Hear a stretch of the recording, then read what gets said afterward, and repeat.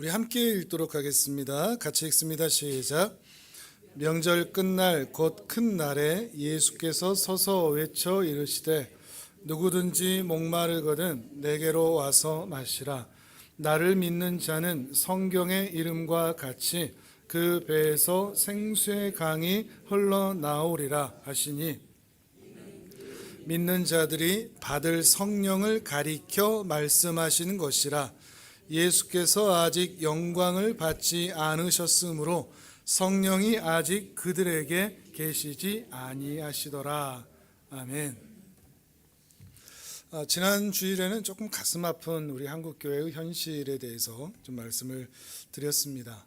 영적인 활력, 영적인 활기는 보이질 않고 육적인 활력, 육적인 그런 생명력은 있는 것처럼 보이다 보니까 교회가 별로 문제가 없다, 분위기 좋다 이렇게 생각하는 경향, 안심하는, 문제의식을 느끼지 못하는, 이렇게 활력이 있고 프로그램이 있고 사람들이 열심히 새벽기도도 하고 또 봉사도 하니까 우리 교회는 문제가 없다라고 안심해버리는 우리 한국교회의 현실. 그러나 생명의 강이, 생수의 강이 세상으로 성도와 교회를 통해서 흘러가는 것은 없고 오히려 교회를 통해서 죄와 썩은 물만 흘러나가는 모습, 메마른 저수지 같은, 썩은 저수지 같은, 황량한 황무지 같은 곳이 바로 이 교회가 되어버린 것을 말씀을 드렸습니다. 그러니까 어린 양들이 와서 또 목마른 사슴 같은 사람들이 와서 목을 축이고 뒹구는 쉴만한 물가 푸른 풀밭 같은 교회가 되어야 하는데 쉴 수가 없는, 오히려 사망의 음침한 골짜기에 들어와서 상처받고 힘들어하고 눌리고 하는 곳이 바로 교회가 되어버린 작금의 현실을 보았습니다. 신자들도 그렇습니다. 성령으로 충만하고 사랑으로 충만한 게 아니라 신자들마저도 죄와 탐욕으로 충만해서 술 마시고 음란하고 도둑질하고 싸우고 분노하고 하는 그런 모습들이 너무나 자연스럽게 신자들의 일상에서 나타나는, 그러니까 신자는 정말 성령 충만한 사람이 아니라 그냥 교회 다니는 사람 정도가 되어버린, 그러니까 세상 사람들이 교회와 성도에 대해서 신뢰를 하지 못하는 그런 현실이 되어버린 것이죠. 그러니까 우리들 스스로도 가만히 생각해 보면 성령 충만한 사람이, 그리스도인이 과연 있을까?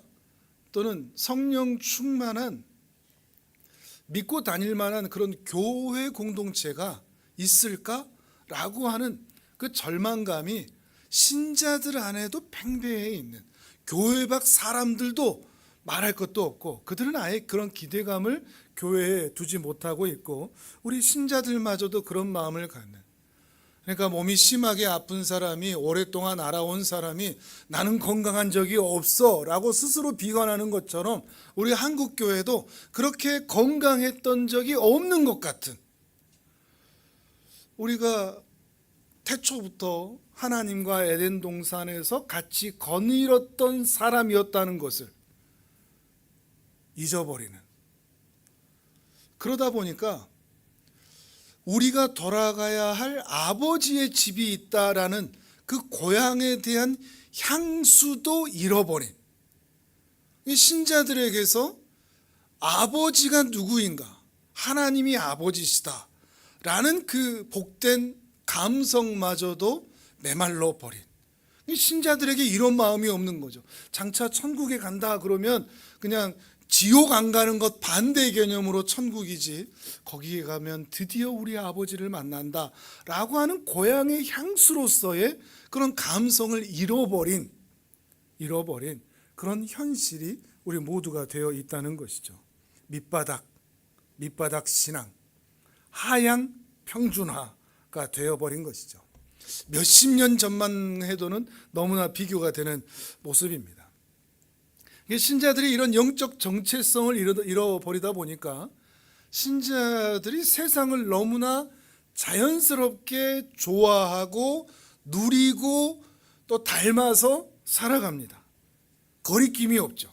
세상 사람들처럼 사는데 내가 신자로서 이렇게 하면 안 된다라는 그 인식 자체가 없는 겁니다. 죄를 짓는데 이게 죄라는 것을 인지하지 못하고 나는 그래도 교회 다니는데 뭐, 난 예배 드리는데 뭐 라는 그것만으로 내가 신자라고 안심해버리는, 세상에 취하고 세상에서 더 많은 것을 가지기 위해서 욕망하고 탐욕을 품고 있고 경쟁하는, 그렇게 살아가는 것이 자연스러운 일상이 되어버린 것입니다. 슬프죠. 무엇보다도 나 자신을 볼 때 그렇습니다. 여러분 자신을 볼 때 슬프지 않습니까? 나는 진짜 그리스도인일까? 저한테 대답하지 마시고 하나님 앞에서 한번 대답해 보십시오. 나는 진짜일까? 내 안에 성령님이 계실까? 하나님이 나를 정말 사랑하셔서 나는 천국에 들어가기에 합당한 그런 마음과 신앙으로 매일매일을 살아가고 있을까? 그 고향에 대한 향수를 가지고 하나님을 경외하는 마음으로 주님 오실 그날을 기다리며 살아가고 있을까? 물론 우리는 잘 압니다. 이렇게 살면 안 된다는 것을. 대부분은 잘 압니다. 이렇게 세상 살아가는 것이 자연스럽게 아무런 거리낌 없이 살아가면 안 된다는 것을 잘 알고 어떻게 하든 인내하고 내 주변에 있는 사람들을 사랑하고 섬기고 하며 살아야 한다는 것을 모르는 사람이 전혀 없습니다. 다들 그 사실은 알죠. 그런데 아는데 어떻습니까? 안 됩니다. 그게 문제죠. 아는데 안 됩니다. 아는데 실력이 없습니다. 이러면 안 되는데 하면서 세상을 주물럭주물럭 거리면서 살아가는 거죠. 근데 아이러니하게도 역설적으로도 바로 그런 상태, 아는데 안 되더라 하는 이 상태에서 신앙의 갈증이 생겨납니다. 거기에서 난 잘해, 난 부족한 게 없어, 난 하나님 나라에 들어가기 충분해, 이런 건강하다고 생각하는 마음을 가진 사람들은 목마름이 없습니다. 근데 해봤는데 안 돼. 난 왜 이 모양이야? 나 이번에도 또 실패했어. 나 이번에도 이러한 죄라고 생각하는 그런 일들을 또 했어. 난 왜 이 모양일까? 라고 하는 그 심령이 가난한 마음, 목마른 마음, 여기에서 신앙이 다시 싹튼다는 것이 어떻게 보면 하나님의 은혜라는 것이죠. 그렇게 바로 그 목마를 때, 내 심령이 가난할 때, 낙심할 때, 난 또 왜 이 모양이야 이렇게 자책할 때 주님이 오히려 우리를 부르십니다.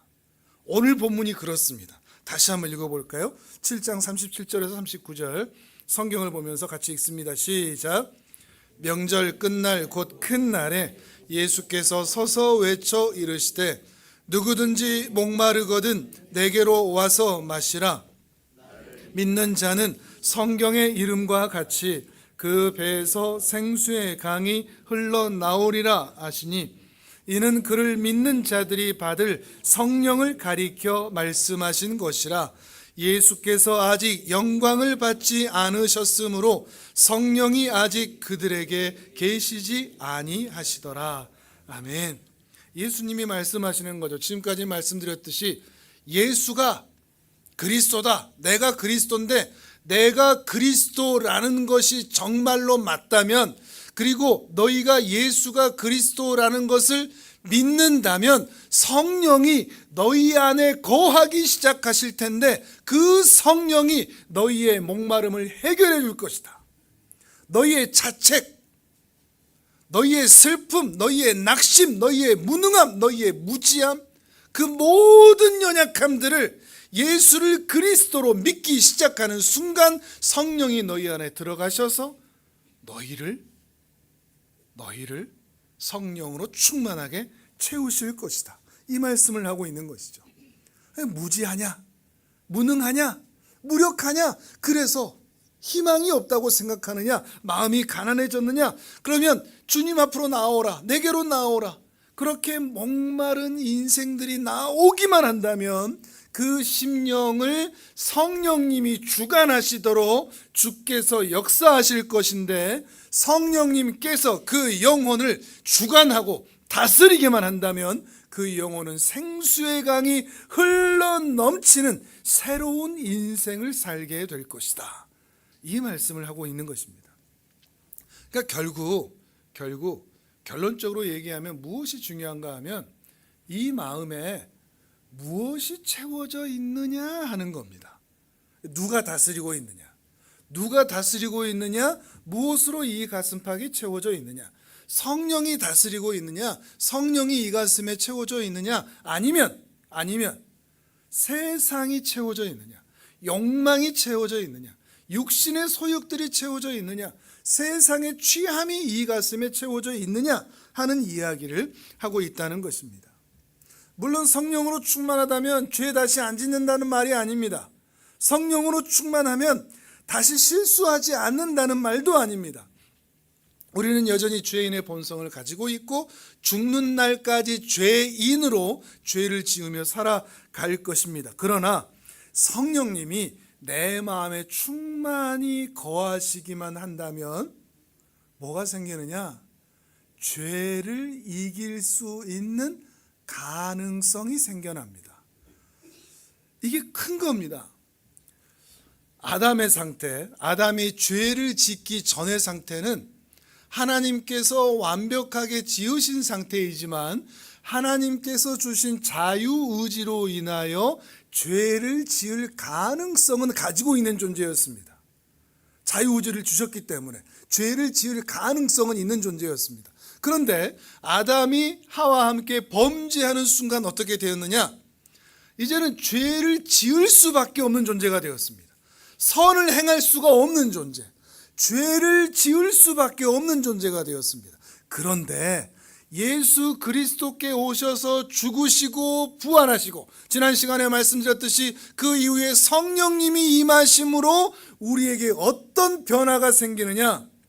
죄를 이길 수 있는 가능성. 죄에게도 질 수 있지만 죄에게도 이길 수 있는 가능성이 우리에게 생겨난 것입니다. 그럼 우리가 마지막에 천국에 들어가면 어떻게 될까요? 죄를 지을래야 지을 수 없는 존재로 변화됩니다. 그게 우리가 천국에 들어가고 싶은 아름다운 욕망이죠. 그저 천국이어서가 아니라 천국은 죄를 지을래야 지을 수가 없다. 9시 뉴스의 천국에서는 범죄 이야기가 하나도 등장하지 않습니다. 선행 미담만 나오죠.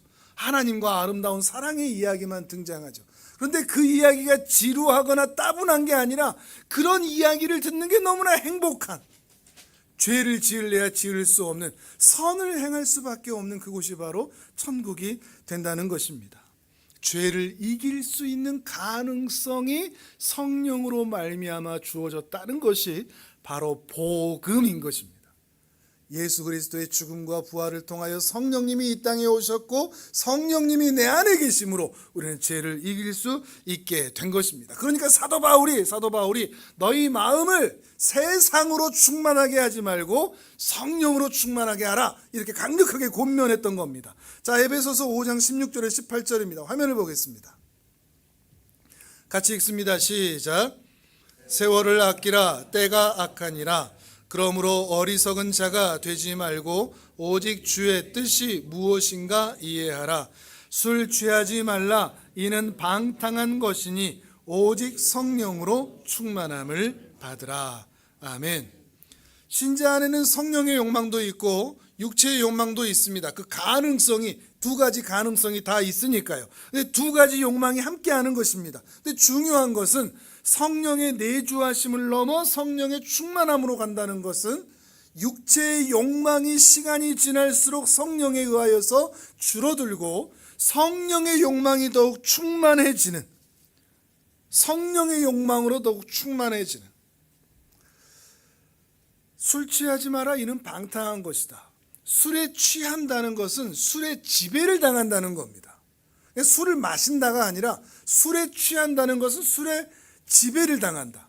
또한 죄에 취한다. 죄에 취한다. 탐욕에 취한다는 것은 죄에게 지배를 당한다는 겁니다. 성령으로 충만하는 것은 무엇이겠습니까? 성령의 지배를 받는다. 성령의 다스림을 받는다라는 의미가 되는 것입니다. 우리는 그걸 사모하는 거죠. 성령으로 충만한 삶, 성령님의 다스림을 받는 삶, 성령님의 다스림을 받아야만 우리는 선을 행할 수가 있기 때문입니다. 선을 행하는 것은 내 힘으로 되는 것이 아니거든요. 결심으로, 다짐으로 되는 게 아니거든요. 열정으로 되는 것도 아니거든요. 성령님이 내 안에 충만히 임할 때 우리는 선을 행할 수 있게 되는 것입니다. 그러나 죄와 탐욕으로 그 마음팍이 충만하다는 것은 죄와 탐욕이 그 사람의 속사람을 지배하는 겁니다. 그 속사람을 지배하고 있으니 그 속사람에서 나오는 것이 마음이든지 언어든지 행동이든지 전부 다 탐욕과 분노와 음란함과 도적질과 우상숭배, 이런 것들이 될 수밖에 없다는 것입니다. 죄는, 우리 안에 있는 이 죄는 우리로 하여금 하나님을 섬기지 못하도록 하는 겁니다. 근데 죄는 계속해서 하나님 섬기는 것을 지겹도록 방해하는 거죠. 죄라고 하는 것은 막 분노하고 시기하고 이런 어떤 형태, 내적인 어떤 감정이거나 외적인 어떤 형태만을 말하는 것이 아니라, 행위를 말하는 것이 아니라, 죄라는 것은 하나님을 섬기도록 방해하는 것입니다. 가장 죄가 활동하지 않을 것 같은 이 예배 시간마저도 죄는 우리의 마음이 하나님을 경외하는 것을 방해합니다. 하나님의 말씀을 듣는 것을 거부하게 합니다. 튕기게 만들고 온갖 잡생각들이 생각나게 하고 온갖 다른 것들이 들리게 하고 마음이 분리되게 합니다. 그러니까 가장 안전할 것 같은 이 예배의 자리에서도 죄는 왕성히 활동하여 우리로 하여금 하나님의 말씀을 들을 수 없도록 만드는 것이죠. 이렇게 가장 거룩한 시간에서도 죄가 왕성하여 우리로 하여금 하나님을 거부하게 만든다면 우리 일상에서는 어떻겠습니까? 말해 뭐 하겠습니까? 우리 일상에서는 끊임없이 하나님이 기뻐하는 것은 못하게 하고 하나님께서 싫어하시는 것은 줄기차게 하도록 우리의 욕망을 건드는 거죠. 양심을 무디게 만드는 것입니다. 문제는 신자라도 이러한 상태에 무감각하다는 겁니다. 영적인 무감각 가운데 있어서 자기 영혼을 염려하지 않습니다. 내 상태가 세상에 나가기만 하면 죄를 자연스럽게 짓고 있으면서 탐욕으로 자연스럽게 그렇게 살아내고 있으면서도 지금 내 영혼이 어떤 상태에 있다는 것을 알지 못하는 것입니다. 그래서 양심에 찔려서 술을 마시는데 기도하고 마시면 그게 괜찮은 걸까요? 뭔가 이상하죠. 근데 어떤 분들은 그런 얘기도 하시더라고요. 술 마실 때도 기도하고 마셔요. 그럼 괜찮은 걸까요? 양심이 무딘 겁니다. 분별하지 못하는 겁니다. 자연스럽게 죄를 지으면서 덮어버리는 것이죠. 거짓말을 하는데 자기가 거짓말하고 있다는 것을 모릅니다. 본능적으로 나오는 거짓말들, 음란한 생각을 하고 음란한 행동을 하는데 그게 죄라는 것을 모릅니다. 도적질을 하는데 그것이 나쁜 짓이라는 것을 생각하지 못합니다. 뭐 이거 자연스러우니까 사람들 다 이렇게 살잖아. 신자라도 이렇게 하는 것이죠. 자기 자신을 안심시키는 것입니다. 무감각하기 때문입니다. 성령으로 충만하지 않고 죄로 충만하면 우리의 삶의 자세가 이렇게 변질될 수밖에 없다는 거죠. 그런데 반대로 성령으로 충만한 그리스도인도 있습니다. 우리가 다 성령으로 충만했으면 좋겠습니다. 여러분도 그렇습니까? 성령으로 충만하기를 원하십니까? 바로 그게 갈망입니다. 성령으로 충만하고 싶다. 여기가 시작입니다. 나도 성령으로 충만해서 성령의 다스림을 받고 싶다. 저렇게 성령으로 충만한 사람들 참 부럽다. 이게 목마름입니다. 여기서부터 시작하는 것입니다. 근데 주님은 이 목마름을 채워주기를 간절히 사모하는 마음으로 누구든지 목마르거든 내게로 나와서 마셔라. 그러면 성경의 이름과 같이 너희 배에서 생수의 강이 흘러나오리라 라고 약속하셨기 때문에 이 목마름을 가지고 주 앞에 나아가기만 하면 하나님은 반드시 그 약속하신 대로 우리의 마음을 성령으로 채우시고야 맙니다. 약속이니까요. 하나님께서 약속하셨으니까요. 하나님의 약속하셨다라는 것은 우리에게 큰 신뢰가 되는 것입니다. 성령님께서 내 영혼을 넘치도록 채우시고 주관하실 것을 사모하는 것이죠. 성령님이 그 영혼을 주관하고 다스리기만 한다면 이제는 성령님이 원하는 것을 하고 싶어 합니다.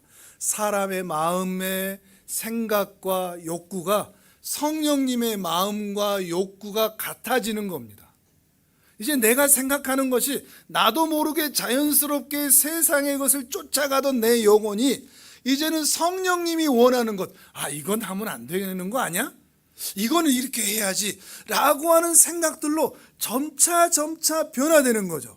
마치 내 안에 누가 있어서 이건 이렇게 저건 저렇게 라고 누가 나를 조정한다는 말이 아니라 내 양심을, 내 생각을, 내 마음을 조금씩 나도 알지 못하는 사이에 내가 나를 봐도 내가 신기할 정도로 조금씩 변화되어 가는 겁니다. 이건 이렇게 하면 안 돼.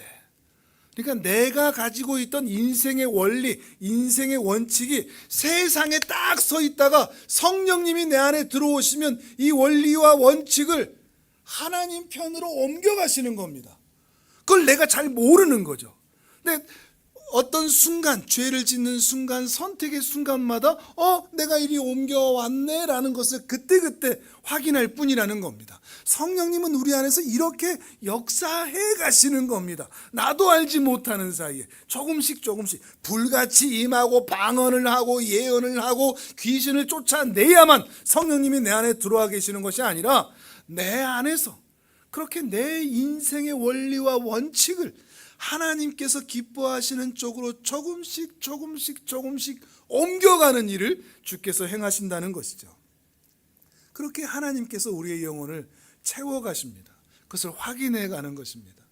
하나님께서 내 영혼을 채우신다는 것을 그리고 확인하면 확인할수록 어떤 마음의 기쁨이 있는가 하면 사람들 때문에 채워지지 않던 결핍, 외롭고 공허하고 사랑받지 못하고 관심받지 못하고 홀로 있고 라고 하는 것 때문에 힘들었던 그 결핍의 심리가 하나님이 나와 함께 하신다는 그 사실 때문에 채워지기 시작합니다.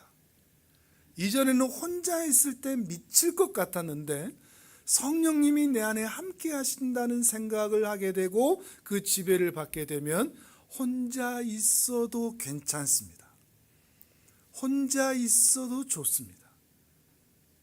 구주를 생각만 해도 이렇게 좋거늘 그 얼굴 배울 때에야 얼마나 좋으랴. 혼자 이렇게 찬양하다가 울어보고 이러면 청승 맞긴 하지만 아무도 안 보니까 나만 하니까 그런 마음이 생기는 거죠. 외로움, 결핍, 공허 이런 것들이 사라질 수 있는 근본적 치료는 약이 아니라 사람이 아니라 성령님이 내 마음을 채우는 것이라는 겁니다. 신앙적으로는 좀 이렇게 좋아지더라도 인생에서는 안 좋아질 수 있습니다. 실패할 수도 있고 상실의 고통을 경험할 수도 있고 자식들이 어려운 일을 당할 수도 있고 내가 원하는 대로 안 될 수도 있습니다. 그런데도 내 안에 생수의 강이 그 성령의 은혜가 함께 하시기만 한다면 그 아픔도 웃으면서 이겨내 볼 수 있는 가능성을 갖게 됩니다. 인생에서 만나는 상황과 환경에 의하여서 너무 휘둘리지 않는다는 것입니다. 왜요? 주님이 계시니까. 베드로전서 1장 6절에서 9절입니다. 화면을 보겠습니다. 같이 읽습니다. 시작. 그러므로 너희가 이제 여러 가지 시험으로 말미암아 잠깐 근심하게 되지 않을 수 없으나 오히려 크게 기뻐하는도다. 너희 믿음의 확실함은 불로 연단하여도 없어질 금보다 더 귀하여 예수 그리스도께서 나타나실 때에 칭찬과 영광과 존귀를 얻게 할 것이니라. 예수를 너희가 보지 못하였으나 사랑하는도다. 이제도 보지 못하나 믿고 말할 수 없는 영광스러운 즐거움으로 기뻐하니 믿음의 결국 곧 영혼의 구원을 받음이라. 아멘. 영혼의 구원을 받음이라. 여러 가지 시험으로, 불같은 시험으로 죽겠습니다. 이 초대교회 때 이 네로 황제나 이 황제들로 인해서 얼마나 많은 그리스도인들이 사자밥이 되고 불에 타 죽고 칼에 찔려 죽었습니까? 그런데 너희는 왜 기뻐하냐? 이 베드로 사도가 이러는 겁니다. 초대교회 사람들한테. 그래, 죽어나가는 사람들한테 너희는 왜 그렇게 기뻐하고 있냐? 즐거워하고 있냐? 맨날 죽어나가는데, 가족들이 죽어나가는데. 왜라고요? 그 예수를 육신의 눈으로 본 적은 없으나 그 예수를 사랑하기 때문이구나, 이 말인 거죠. 예수를 사랑하니 심지어 순교의 자리로 갈 수도 있다는 거죠. 오늘날도 그럴까요? 하향평준화가 되어 있는 한국교회 현실에서 다시 6.25 전쟁이 일어나고 일제침략의 끔찍한 일들이 일어나서 죽창이 왔다 갔다 하고 총알이 왔다 갔다 하는 순간에도 우리 믿음의 선배들처럼 우리 순교할 수 있을까요? 손톱 밑에 가시를 넣어서 예수 믿을래 안 믿을래 이렇게 들쳐 올려도 그래도 예수 믿을래요 라고 할 수 있을까요? 멍둥이를 두들겨 맞아도 그래도 나는 예수를 믿을래요 라고 할 수 있을까요? 사자밥이 되고 하더라도. 근데 정말 성령으로 충만하고 정말로 주님을 사랑한다면 그 자리까지라도 그 언저리까지라도 가볼 수 있지 않겠는가. 이 차이를 용기의 차이, 담대함의 차이라고 말하지 않고 성령으로 충만하냐, 이 차이라고 말하고 있다는 겁니다. 죄로 충만하고 세상으로 충만하냐, 성령으로 충만하냐 하는 것입니다. 또한 이렇게 성령으로 충만하면 이 성령의 은혜를 함께 나누는 사람들과의 만남이 즐겁습니다. 세상에서 만나는 친구들과의 그런 관계, 이런 것도 좋습니다. 그들과의 기쁨도 있는데 같은 믿음을 가진 사람들과의 그 만남이 참 행복합니다. 그래서 참 신앙으로 깊어지는 사람들을 보면 볼수록 어렸을 때 그냥 세상 친구들 많다가 신앙이 커가면, 자라가면 교회 성도들 위주로 남아있는 모습을 참 많이 보게 됩니다. 저 역시도 그런 것 같고, 이러면 제가 또 신앙이 좋다는 말이 되나요? 아무튼 남아있는 분들이 이제는 저는 여러분밖에 없는 상황. 그래서 좀 슬픕니다. 내 친구들은 다 어디 갔나 이런 생각도 해봅니다. 그런데 다시 그들을 만날 수 있는 기회가 있어도 그다지 연락처도 알고 하지만 그다지 하지 않습니다. 생각도 다르고 노는 것도 다르고 마음도 다르고 오히려 그들을 만나면 피곤하기만 합니다. 근데 여러분을 만나면 피곤하지가 않다는 말이죠. 행복하다는 말이죠. 이런 기쁨이 있다는 것입니다. 교회를 섬기는 일도 즐겁습니다. 교회를 사랑하는 일도 즐겁습니다. 물론 교회는 죄인들이 만나는 곳이기 때문에, 죄인들이 모이는 곳이기 때문에 갈등이 있습니다. 교회는 의인들이 만나는 곳이라고 생각하시면 큰 착각입니다. 교회는 죄인들이 모인 곳이기 때문에 교회에는 갈등이 많습니다. 자주 일어납니다.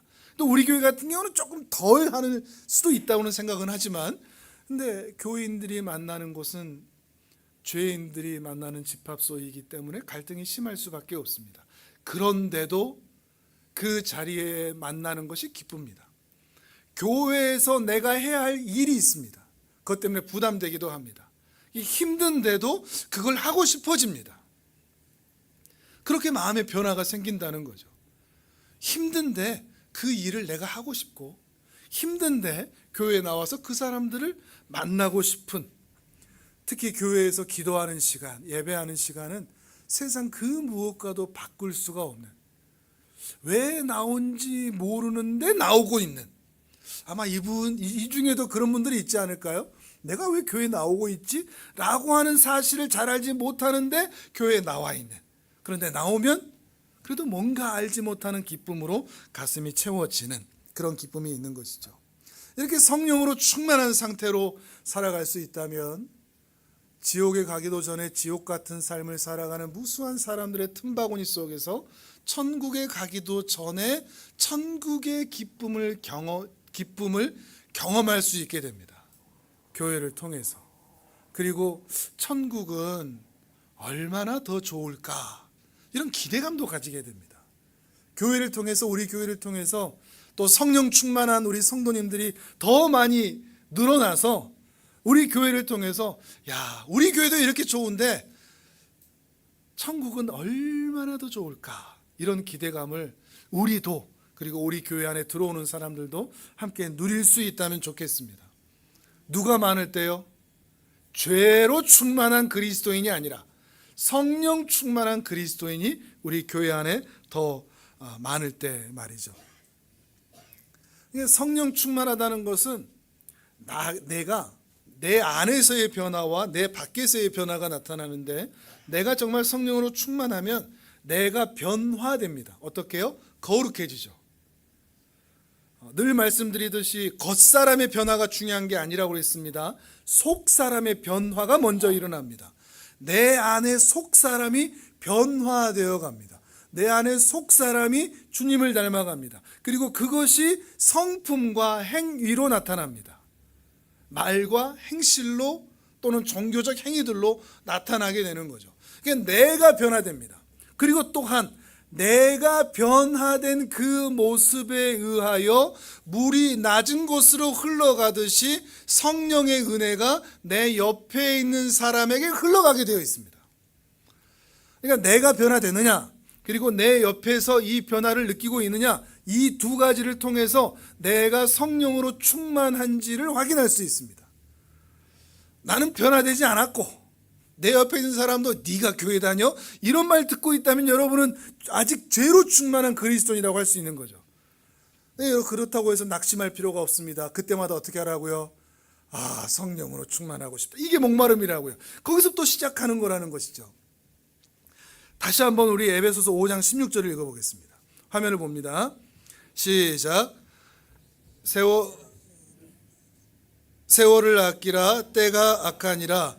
그러므로 어리석은 자가 되지 말고 오직 주의 뜻이 무엇인가 이해하라.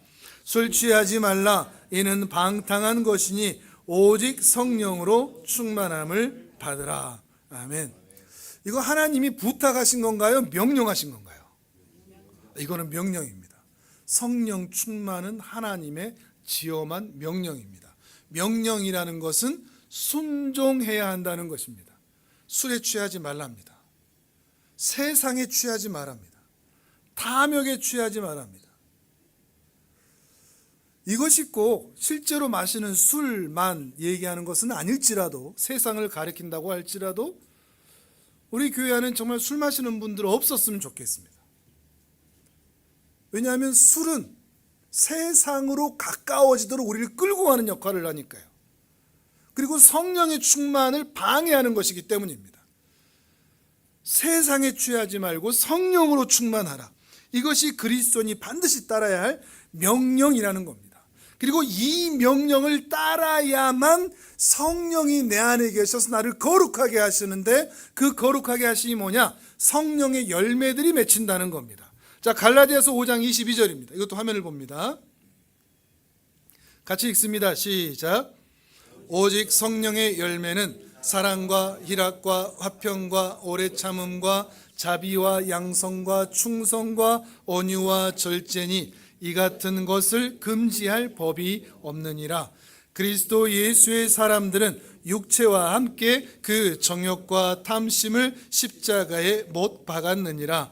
만일 우리가 성령으로 살면 또한 성령으로 행할지니 헛된 영광을 구하여 서로 노엽게 하거나 서로 투기하지 말지니라. 아멘. 내가 거룩해져 가고 있는가, 내 안에 성령님이 계신가 하는 것을 바로 이런 성령의 열매들로 확인할 수가 있는 겁니다. 사랑, 희락, 화평, 오래 참음, 온유, 자비, 양성, 충성, 온유와 절제, 이런 것들이 여러분 나타나고 있는지를 체크해 보는 것입니다. 하나하나씩이 아니라 이 열매들은 전부 다 사랑으로 묶입니다. 사랑함으로 이 열매들, 다양한 열매들이 나타나는 거죠. 그리고 우리에게 당부하고 명령하십니다. 너가 정말 성령의 열매를 맺는 사람이라면 육체와 함께 그 정욕과 탐심을 십자가에 못 박아라. 못 박아라. 탐심에 끌려다니지 마라. 성령으로 행하면 성령님의 열매들을 맺는 삶을 살게 된다 하는 것입니다. 물론 구원을 얻는 것은 하나님의 은혜요, 성화의 길을 걷는 것도 하나님의 은혜입니다. 내 힘으로 되는 것이 아니죠. 그렇다고 해서 하나님의 은혜이니 하나님의 은혜로만 가능하니 나는 아무 노력도 할 필요도 없이 감나무에서 감이 떨어질 때까지 기다리듯이 입만 벌리고 있으면, 그냥 교회만 다니고 있으면 나는 거룩해진다, 이런 말은 결코 아닙니다. 또 반대로 내 홀로서기처럼 나 혼자 이걸 이뤄내야 한다는 것도 아닙니다. 성령님은 우리 안에 계셔서 우리가 이 일을 할 수 있도록 변화시켜 가십니다. 그러니까 성령님이 나를 최면화시켜서 너는 이제 착해질 거야, 착해질 거야, 착해질 거야, 이렇게 시키시는 게 아니라 성령님이 나에게 용기를 북돋아 주시는 겁니다. 사랑할 수 없는 사람인데 자꾸만 성령님이 내 안에서 말씀을 하십니다. 참고 사랑해. 이게 성령님의 음성입니다. 우리에게로 용기를 주십니다. 저 사랑해도 너 손해보지 않아. 사랑해도 너에게 어려운 일 생기지 않아. 사랑하는 게 잘하는 거야. 이렇게 우리 안에서 용기를 북돋아 주십니다. 격려해 주십니다. 용기를 주셔서 죄를 미워하고 선을 행하도록 우리를 이끌어 가신다는 것입니다. 물론 이 싸움이 힘들죠. 욕망의 소욕과 육체의 소욕과 성령의 소욕의 이 욕망의 전쟁에서 우리는 늘 패하기 마련이니까요. 그런데 그때 내 힘으로 하려고 하지 말고 성령님의 도움을 구하라는 겁니다. 기도하는 거죠. 제가 사랑할게요 하는 것이 아니라 성령님, 제게 용기를 주세요. 사랑할 수 있는 용기를 주세요. 기억할 것은 사랑할 능력을 주는 것이 아니라 사랑할 용기를 주십니다. 사랑할 능력으로 덧입히시는 게 아니라, 그래서 내 의지와 내 실력과 상관없이 갑자기 사랑을 하는 게 아니라 사랑할 수 있는 용기를 주셔서 나로 하여금 사랑할 수 없는 그 사람에게 사랑을 행하도록 마음과 육체가 나아가도록 힘을 주신다는 겁니다. 이걸 분별하셔야 됩니다. 기도하면 능력이 생긴다는 게 아닙니다. 기도하면 하나님이 내게 용기를 주신다는 겁니다. 사랑할 수 있도록. 이런 과정을 통해서 신자는 진정으로 경건한 어른이 되고 성숙한 그리스도인이 되어가는 것입니다. 우리가 아파하는 대로 이 시절에 왜 경건한 어른들이 없고 성숙한 그리스도인들이 없느냐? 이 성령의 은혜를 무시하기 때문입니다. 가볍게 여기기 때문이죠. 우리 안에 계시는 성령, 아예 뭐 그냥 교회만 다니면 되지, 봉사만 하면 되지, 이 정도의 수준, 그러다 천국만 가면 되지, 이 정도의 수준인 거죠. 근데 내 안에 계시는 성령님의 뜻에 따라 거룩한 길을 가고 믿음의 순종의 삶을 살며 십자가를 지고 나아가며 성령의 열매들을 맺는 삶, 성령님의 은혜에 따라 살아가는 삶, 이런 사람들이 성숙한 그리스도인이 될 수 있다는 것입니다. 여러분, 이 말씀을 진지하게 대하셨으면 좋겠습니다. 성령으로 충만하라. 성령으로 충만하라. 술 취하지 말라. 이는 방탕한 것이니 낭비하다는 뜻이거든요. 술에 취한다는 것은 인생과 시간을 낭비하는 것이니 오직 성령으로 충만함을 받으라. 성령으로 충만함을 받으라. 그렇게 살아간다면 우리도 변화되어 갈 줄 믿습니다. 또한 하나님께서 우리에게 내 안에 이런 성령의 열매를 통해서 거룩하게 하실 뿐만 아니라 이 거룩함이 옆 사람에게 증거가 되는, 흘러가도록 하는 그 은혜도 함께 주십니다. 이번에는 사도행전 4장 함께 찾아보겠습니다. 이번에는 사도행전 4장 8절에서 12절입니다. 이번에 화면에 안 나옵니다. 성경을 찾아보십시오. 사도행전 4장 8절에서 12절입니다.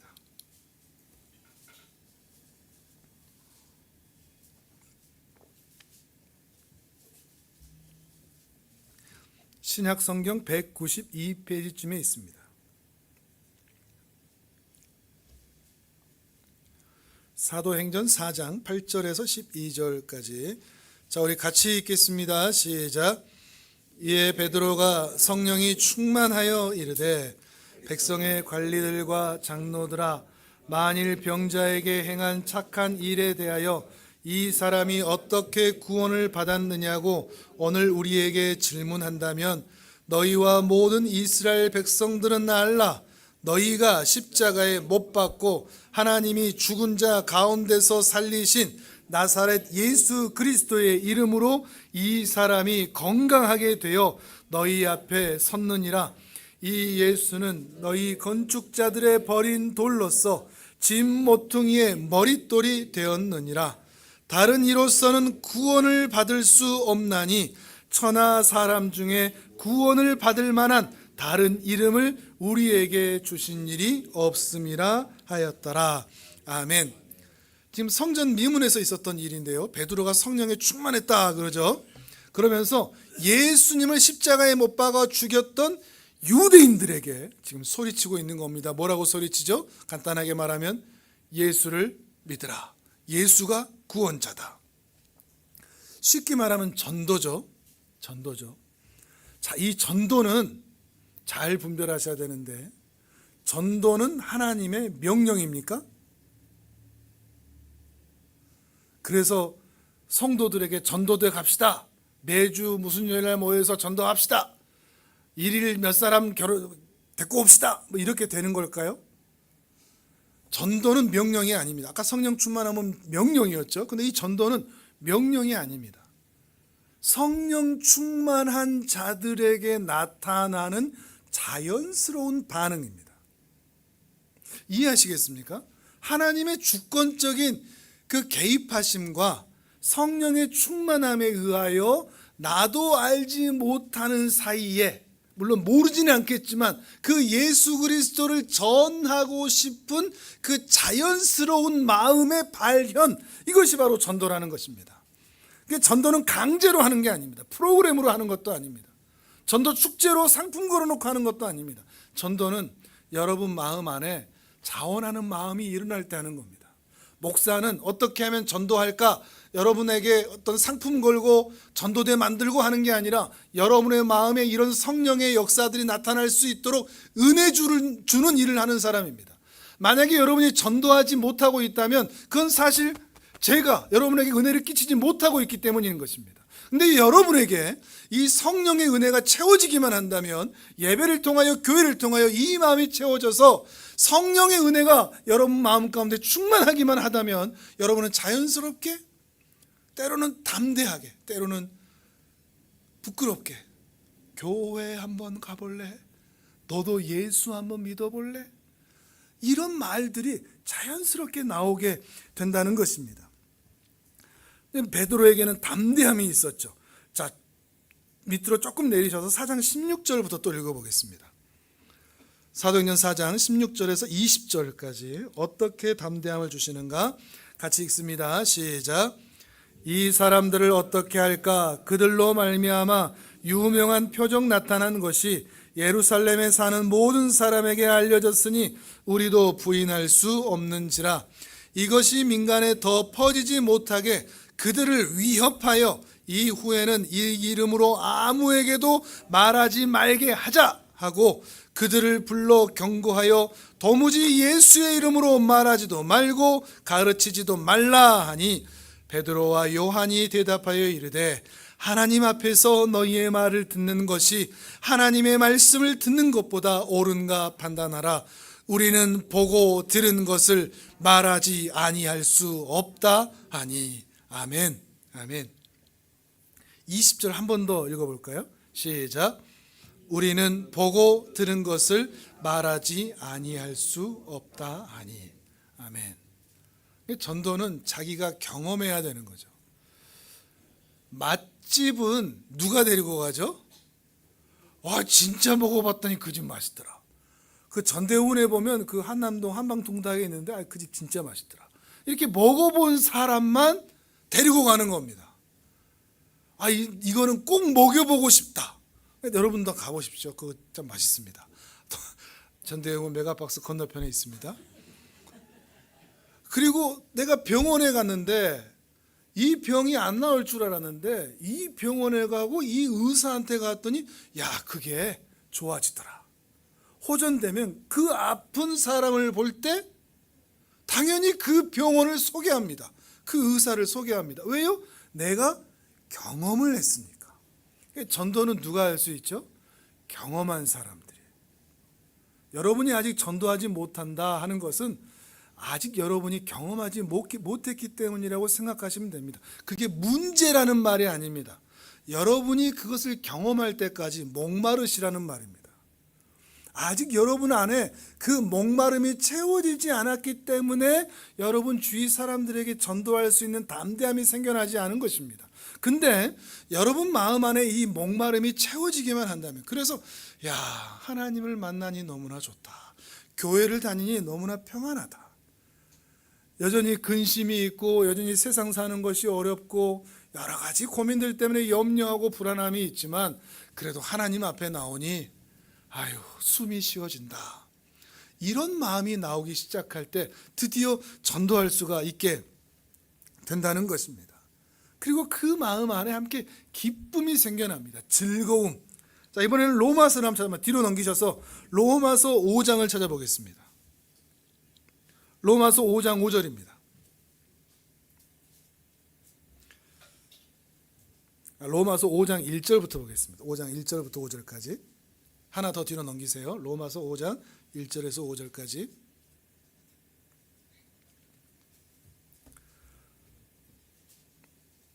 로마서 5장 1절에서 5절 같이 읽습니다. 신약 245페이지쯤에 있습니다. 같이 읽습니다. 1절에서 5절까지 시작.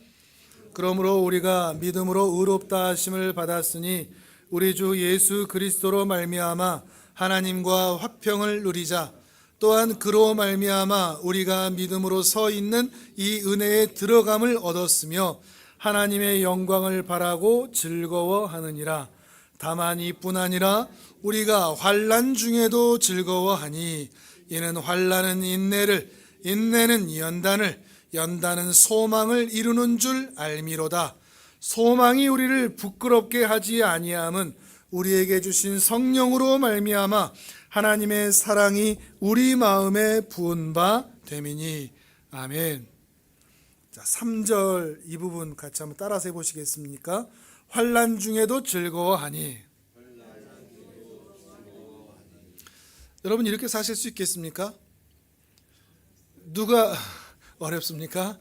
그래도 아멘으로 받으시길 바랍니다. 누가 나를 괴롭힐 때, 속을 썩일 때, 질병이 또 내 온몸을 또 쑤실 때, 고민할 게 너무나 많을 때, 이게 다 환난입니다.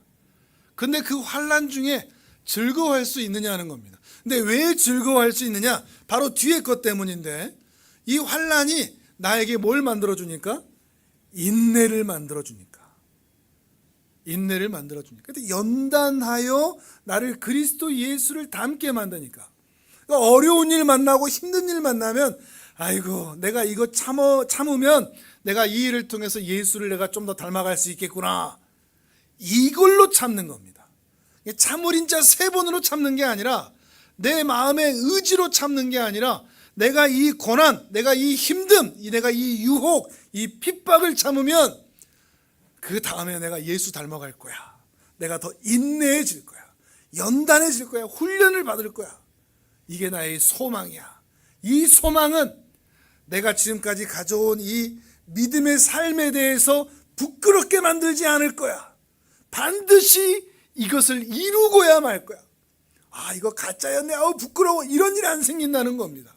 여러분이 가지는 이 훈련에 대한 인내, 환난에 대한 즐거움, 이것은 반드시 여러분에게 성숙과 경건한 어른으로의 길로 데리고 간다는 것입니다. 그러니 여러분, 성령 충만은 실력 있는 소수의 몇몇 그리스도인의 것이 아닙니다. 모두가 다 사모해야 할, 또 모두가 다 그렇게 살 수 있는, 힘들 때마다 어려울 때마다 목마른 심령으로 이 성령의 충만함을 사모하시고 성령님이 여러분을 주장하고 다스리셔서 세월이 지나갈수록 경건한 그리스도인, 경건한 어른으로 더욱 나타나시는, 성숙되어 가시는 존귀한 하나님의 사람들 되시기를 주님의 이름으로 축복합니다. 아멘. 우리 전 함께 기도